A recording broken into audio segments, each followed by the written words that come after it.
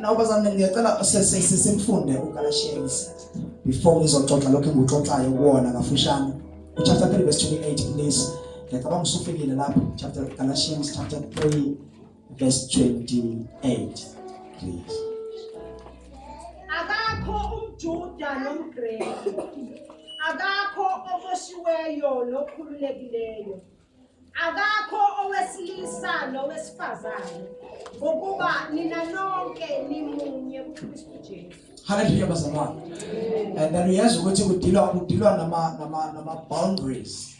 Ayabreakwa, ayaphulwa ukuthi akunaMgreek, akunaMjuda, akuna-male, akuna-female, akuna-bound, akuna-free. You see, kuphula lawo boundaries. That's what my as I pray. Father, we thank you, we bless you.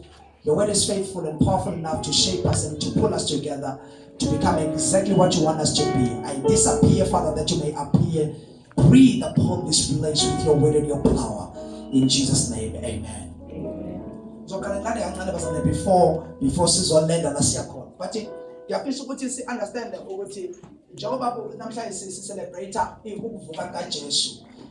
Si understand indaba yonke ukuthi from Friday ekseni and then uJesu wabethelwa. You see, from Friday ekseni emini uJesu ube persecutwa and ngekathandamba uJesu wabethelwa. And then wakhuluma amagama ayisikhombisa and all that stilile nalokho bakhuluma ngakho abazalwane baministera ngakho. And then we look at the fact ukuthi going forward iBhayibheli liveza ukuthi uJesu wavela wafaka ethunweni wahlala khona for 3 days. Mabonga malenkosi. After those 3 days Jesus rose up again. And then ukuvuka kaJesu ilokho kwenzeka on a Sunday. That's why namhlanje sibiza i-Resurrection Sunday. Makabonga uJesu. Ngoba lona suku uJesu avuka ngalo. And then uma befika uMaria bethi bazolunguza ethuneni bathola ukuthi uJesu akekho kodwa bafica nje ingelosi. And then yathi nimfunelani ophilayo kwabanjani kwabafileyo kusho ukuthi uJesu uyaphila akekho la. That's why into yethu noJesu and then is serious kangaka because yena akatholakali kwabalele kodwa utholakala ngokwesobunene sikaNkulunkulu. Uthi ngelinye ilanga okay wavuka wase appear iBhayibheli beza ukuthi wavela kwabaningana and then wasovela nabafundi bakhe before ezonyukela ezulwini ngoba wayengafuni lento kube ngathi inganekwane. Wenza show ukuthi kuba nabantu abasanobufakazi bokuthi simbonile emva kokuthi wayesengcwatshiwe for 3 days siyesambona futhi evela. Ngibonga malenkosi. So wanyuswa futhi wanganyuswa secretly and privately. Wanyuswa phambi kwabantu bebhekile. Ngenkathi esenyuka ebuyele ekhaya ascension yakhe yenzeka phambi kwabafundi, yenzeka phambi kwabantu bebukile bambone esukuma. Awuyaphina siphele. It's a blessing to see. It's a blessing to see. Now, wabambona enyuka phambi kwabo wabuyela ekhaya. Malibonga malenkosi. And then yathi ngelosi njengoba nimbona and then nibheke phezulu nimbona enyuka kanjalo nokwehla kwakhe kuyoba njalo uyokwehla futhi uyobuya. Malibonga malenkosi. So as you see him physically going, physically you shall also see him coming. Makabonga uJesu. Now iBhayibheli ebeseke liqhubeka lizoveza ukuthi ngenkathi uStefan, one of abantu babe very dedicated endlini kaNkulunkulu, uStefan, he was one of the elders and one of the deacons. uStefan ngenkathi ekhandwa ngamatshe, Stefan mayekhandwa ngamatshe, iBhayibheli siyazi ukuthi liyaveza ukuthi waphenduka ubuso bakhe kwaba ngathi obengelosi. Lento izama ukusicacisela also lento yokuthi uma umuntu esekuKristu indeed uyisidalwa esihlukile. Ingakho uma ngabe phandwa ngamatshe umethi sengibona amazulu avulekile ubuso bakhe basephendukile sekuvela the glory irevealwa ivela ngaphandle physically bambona eshintsha ubuso bakhe bangathi obengelosi akusingelosi kodwa ngathi obengelosi. Akabonga uJesu. And then that is to say ukuthi kithina and then we are not just ordinary people. The time isitha sisidala sishaya sigcina siqhuka into evelayo the most high sihlaselwa is the more we are revealed. Si kuvezwa lamandla sithatha sibhekele amandla awaphumi singadlulanga enhlungweni. Yeah. uStefan uStefan eshanga manje kwavela that power, that manifestation of divine glory of God in him. Now, ngilandele nje uStefan ukuthi ngenkathi uStefan bekhanda ngamanje ethi sengibona amazulu avulekile ejabula, uthi ngibona nendodana yomuntu imile ngakwesokunene sikaNkulunkulu. uStefan useyafa by this time, uthi but lo muntu lona enayitshela ukuthi nimbonanile and then nemphikayo ukuthi wavuka kwabafileyo sengimbona ungale njengoba namsengwena, ngiyambona umile ngakwesokunene sikababa. And then my God, okusho ukuthi uma ngabe abangcwele bakaNkulunkulu bedlule ey'mweni, kunesikhathi la khona uJesu amakhona and cheering us up as we stand firm for the truth until the end. Mauma until the end, uJesu uma now. Hallelujah. So now uJesu ngiveza ukuthi that Jesus abambona ascend and then akagcina ngokunyuka kuphela, kodwa uStefan uthi mayesembona and then ngosuka eshaya ngayo ngamatshe efa, wambona wakhuluma literally esasenyameni, wathi ngiyambona umile ngakwesokunene sikaNkulunkulu. Okushuthi lento yethu noJesu iyaphila. Yeah. Glory to Jesus. Now, and then that is the Resurrection Sunday for you. So now we come back to this. uJesu uma ezofa esiphambanweni noma uma ezemhlabeni, into ayizele is to deal with sin, ukuzoqeda isono amandla, and also ukukhulula abantu from the powers of sin. And then okusho ukuthi isono sasinamandla before uJesu efa phezu komuntu. And then that's why umthetho bazalwane nebona umthetho and then wafike wasikhombisa ububi bethu kakhulu, kodwa uJesu yena wasikhombisa ubuhle bukaNkulunkulu wakho. Umthetho ungcwele, kodwa umthetho awukwenzanga wangcwele, but umthetho wenza ukuthi every time uzibone ungafanele, but uJesu every time ukwenza usibone ufanele noma ufanelekile ngenxa yakhe. But umthetho was there to condemn. Phela umuntu akayibone necala until kuze kubekwe umthetho. Umthetho reveals sin. And umthetho into uzoyenza emnakathabethe wawuzoveza ukuthi thina noNkulunkulu we can never align with the level akuyo ngokwethu. Ayiveza the divineness and the glorious magnitude and greatness and separate how God is from us. Yayizorivila ubuNkulunkulu bakhe bungaphezu kwemvelo yomuntu, ngendlela yokuthi umuntu akanamandla of-equator with the glory that he abides in.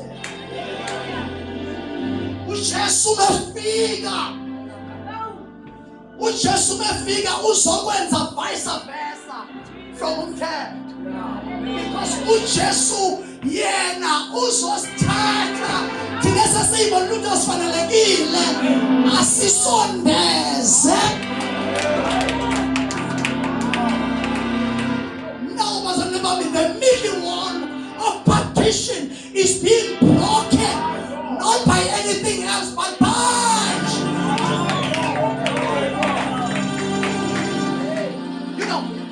that gap between umuntu noNkulunkulu yayingeke iphulwe umthetho. Umthetho vele awuzorivila.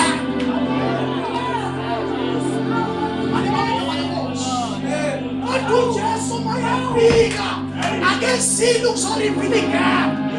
Usele ukuzosi sobanisipha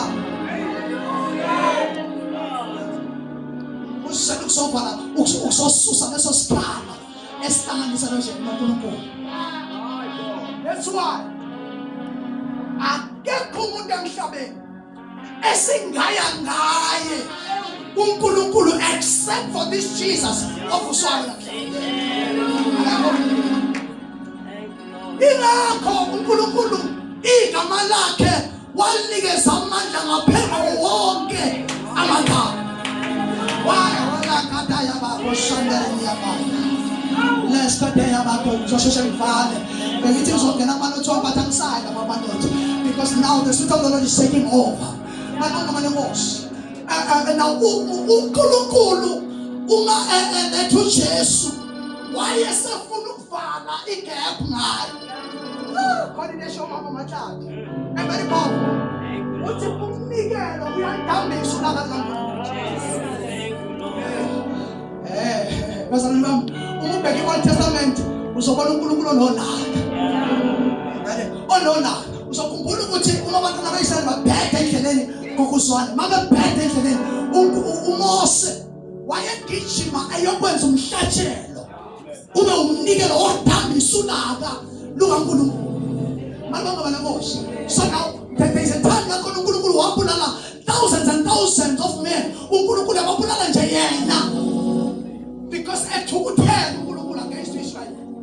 Uthenga inotice ukuthi nabo abantu bephela wagijima uMose wayethembele wadonsa umnikelo. Wabuya nawo wasoma phakathi kwenu. Wasehlaba leso silwane wasenza sawumhlatshelo before the Lord. Uthamayena tanomnikelo uhlanga likaNkulunkulu lwadaba. Kodwa uNkulunkulu ngalelo langa he was intentional to destroy aqede ngoIsrael ehlanga. Malona Nkosi. Manje baphumula amalaka ufuna ukubhekana na wayekusho ukuthi uyaqeda ngawo.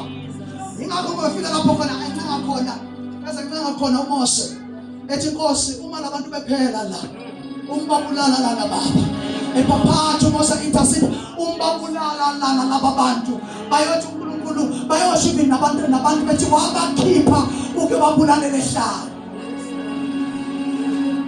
Kodwa kusho njalo kwakunganele kumele lethe umhlatshelo of which is an offering. Likhona likaJesu of which is what bazalwane uthenga mamahlathi yaphila lento enkulu uthenga mamahlathi ukuthi phela ningamuzwa kahle sometimes ngoba umsuthu mayeza mesisulu sakhe siphinde singaphumbi kahle kodwa uthi uthe uJesu ngenkathi uNkulunkulu enikela ngoJesu wanikela ngaye udambisa ulaka lwakhe against us. Because it's an order and a protocol of God. Ukuthi adambiswa yento idambiswa.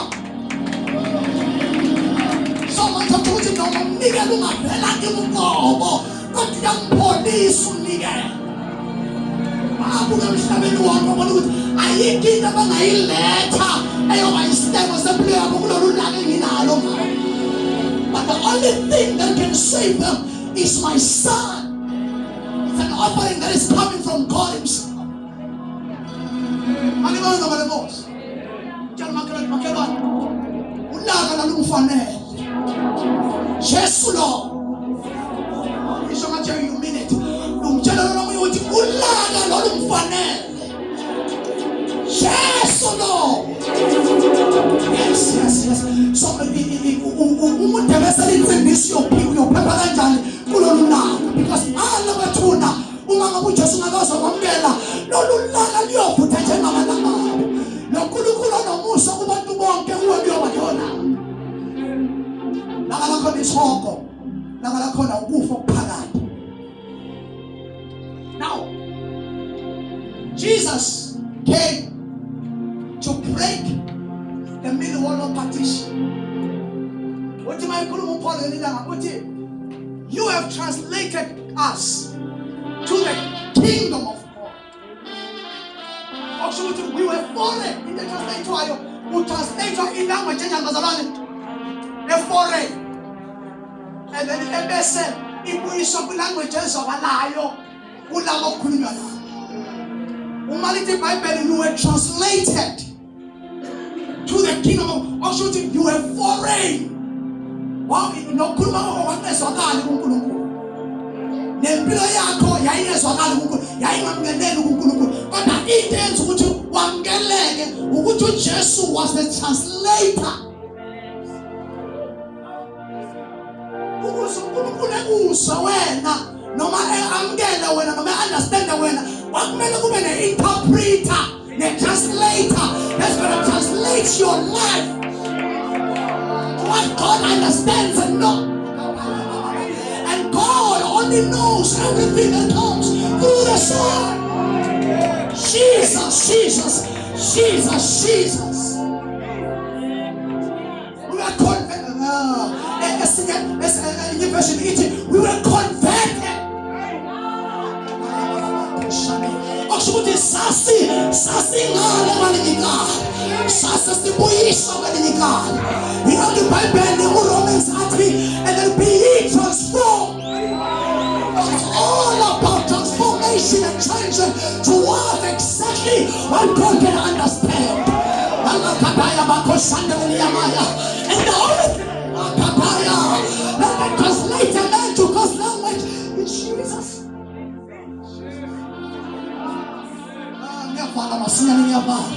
It's only Jesus. It's only Jesus. It cannot translate us anymore into the language that God can understand. Our priest cannot communicate for us anymore to the language that God can understand. That we may enter ourselves through the one Jesus. Jesus, we're here to celebrate Him. That's why we are very intentional about Jesus. Very intentional about Jesus. Very intentional. Because what we understand is that He is very much intentional about us. Let Dr. Abdamasu and share the streets that are paved with gold and silver. And she mkhele wakhe wasekhaya ezulwini ezasana. Ehle emhlabeni ofana nalo ezolenga emthini awudalayo. Ebethela abantu abenziwa nguye ngezandla zakhe waphefumulela kubo baphila. The same people who rebelled against God. So now he did the Bible and then he was God, but he humbled himself. Where's that? He's very intentional about us. Don't tell Makalon. Tatasira is not going to church. Maxen is cut, so we Tatasira. Bible let use cut. That corner in this verse and don't best in so kitchen Maxwell Bunny so I said when Sifuna no sinso nezwi no asana tolakala uzidla lenkulu. You don't want to be part of the order. Lapho khona noma ungaliphathi iBhayibheli lisho nothing to you because the iBhayibheli liphefumula umoya ukuze liphile and live in you. Kasi mina nginyawo sathandaza. Oh yeah. Ini bakashandela niyama. Now uthi Paul akusana Greek, akusana Jude, akusana wesifazane, akusana wesilisa. And then bese ezosunayitha sonke kumuntu oyiwani uKristu Yesu. And then lento ayishoyo uPaul le uyisho because ukhuluma nama Roman people. The people of Rome also nama Jews. The people of Rome believed noma babe nomthetho othi abesifazane they are lesser human. And then abesilisa ibona abantu bangempela. Yingakho address to these people. And also iy'qila zasingamukelekile to the kingdom. Kwakumele zihlale zizigqila. And also uma ukuthi ubaba wengane akayithandi noma akayifuni ingane yakhe wayethatha ehambe eyishiya ehlathini ifele khona as an infant isasencane ayishiye lapho ifele khona because babebelievela ukuthi amadoda decision ukuthi ubani ophilayo ubani ofayo. Bebelivela ukuthi abakuthanda kumele uphile, abangakuthandi kumele ungaphili. Bebelivela ukuthi umuntu wesifazane kumele ehlale ayisitathalana into engalutho, engaphakanyiswa, engenzi lutho. Yingakho-ke uPaul edilana lento ukuthi uJesu umefika. Wafika ukuzobreaka leyo middle wall partition between ukuthi ubani ofanele nongafanele. Now okusho ukuthi lo wesifazane who was treated lesser of a human, uJesu wayefika, he was having him in mind. My name is Papa. Ukuthi uzorise abesifazane from being less in this generation. Maphakamise manje. Ngizophakamisa ama-slaves adingasiwe kuthiwa ufanelwe umbuso nokuphila phakathi, ngibaphakamisela ekuphileni. Sayixoxa ngelinye ilanga le, because it's a long story to go there. But bengithi ngifuna ukuphila ngayo today, and then the Spirit of the Lord has prompted me just to end it here. Ngicela bazasethandaza. Ngifisa ukuthi ngingalenzi iphutha lokungavuli ithuba lokuthi uma ngabe uJesu umbona njengento efar-fetched, umbona futhi nanguNkulunkulu njengento yamaJews, noma ukuthi makhuluma ngayo ucabanga ngolo, makhuluma ngayo ucabange a certain kind of a prophet that is foreign to us as the Zulus, as the native people, as South Africa. I want you to raise your hand today and meet the Jesus. Namhlanje ngizwile ukuthi akazelanga just one nation, but he came to call all nations to himself. And then now usuma yengenela. Uma ngabe ubuthanda amadlozi, namhlanje usuzwile ukuthi amadlozi will never give you access, but the access is this person. Amadlozi will never translate you to the kingdom, but only this person, Jesus. Umekhona phakathi kwethu cela bhekisana sakhe emoyeni, othi ngiyamamukela uJesu, ngiyamdinga empilweni yami. I need Jesus in my life.